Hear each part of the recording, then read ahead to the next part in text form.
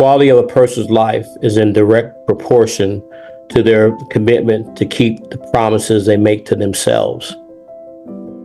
I think often in life, we make promises to others and focus really hard on keeping the promises we make to our partner, to our siblings, to our sons and daughters, because there's value in us saying who we are and doing what we say.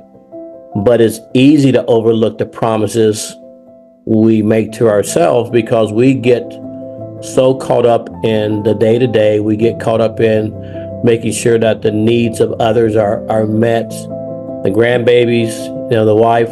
And I don't want to miss some of the promises I make to myself, because those promises also end up being a good example to others of self-care.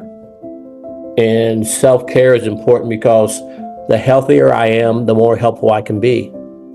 And I want to be helpful to everybody in my family and the people around me.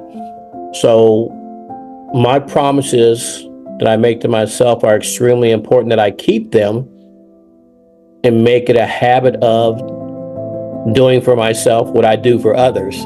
And I think it is the easiest part of our life to miss, because we become so engulfed in the welfare and the care for the other people around us. My grandbabies are at the top of my list when it comes to the joy and love that I have for them.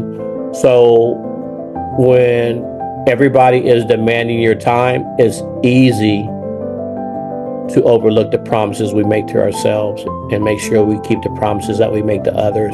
But if I can keep the promises I make to myself, then I can fill my cup up, and that allows me to fill up the cup of the people around me.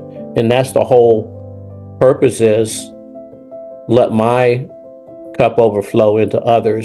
And that means keeping the promises I make to myself so that I can be in a position where I'm filling up other people's cup with joy and happiness, because I have it in my life. And it's hard to give what you don't have.